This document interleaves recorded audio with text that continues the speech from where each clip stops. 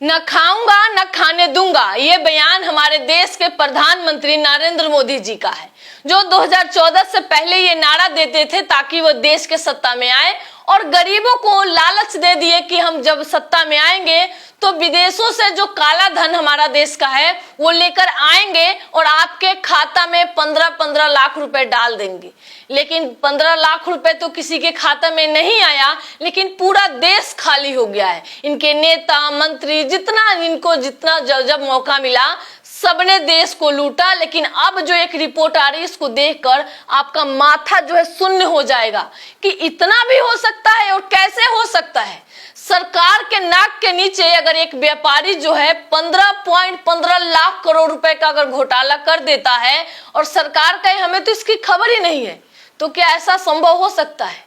जी हाँ, बिल्कुल यही हुआ है। ये गुजरात के एक व्यापारी है, सोना चांदी के व्यापारी है, राजेश मेहता इनका नाम है, और ये हमारे देश से 15.15 लाख करोड़ रुपए का घोटाला किए हैं। इतना बड़ा स्कैम करने के बाद बेशर्मी की हद तो तब हो जाती है, इसके बाद भी टीवी चैनल पर बैठ के ये बेशर्मी से जो है डिबेट कर रहे हैं और कह रहे नहीं भैया ना, हम तो घोटाला नहीं किए हैं।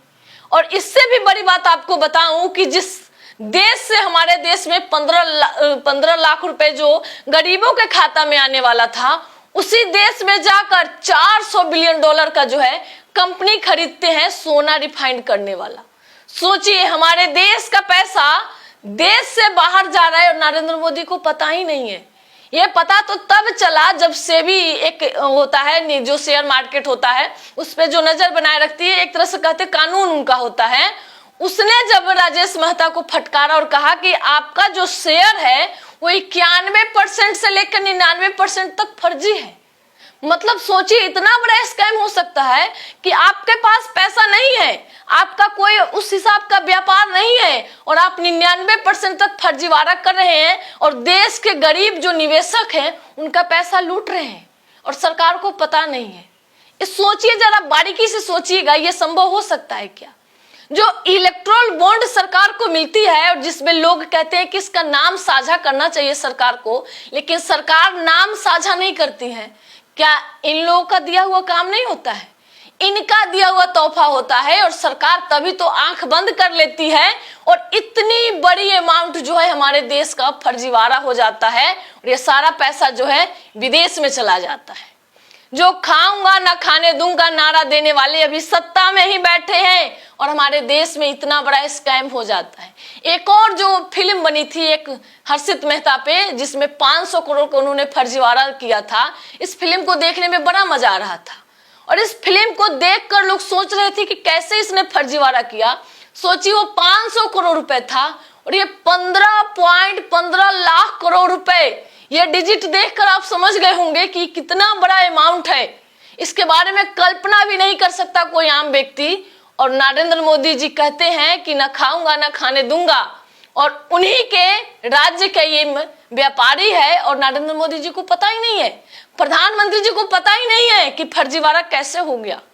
सोचिए, हमारे देश में इतना बड़ा भ्रष्टाचार चल रहा है और इसके बावजूद भी आम जनता गैस की लाइन, पेट्रोल की लाइन, राशन की लाइन में लगी है और सरकार मजे ले रही है। व्यापारी पैसा लूटकर विदेशों में डाल दे रहे हैं और अंधभक्त चिल्ला रहे हैं मोदी है तो मुमकिन है। हालांकि मोदी और मुमकिन कहने वाले का घर भी सही से नहीं चल रहा है, ये मैं दावे के साथ कह सकती हूँ। उनके घर जो खर्चा चलता है ज्यादातर तो उनके पिताजी ही खेती बाड़ी करते हैं या कहीं पे नौकरी करते हैं, कोई मजदूरी करता है, वो चलाते हैं। लेकिन जो मुरेठा बांध कर कहते हैं कि मोदी है तो मुमकिन है, वो भी अपना जीवन सही से नहीं बिता पा रहे। एक बार सच में दिल से बताइएगा कमेंट करके, क्या मोदी है तो मुमकिन है? ऐसे देश में क्या हालत हो गई है और इस मुद्दे को लेकर आप क्या सोचते हैं? कमेंट के माध्यम से बताइएगा। वीडियो पसंद आई है तो शेयर कीजिए, पेज पर पहली बार आए तो फॉलो कीजिए। इस वीडियो में इतना ही। जय हिंद, जय भारत, नमस्कार।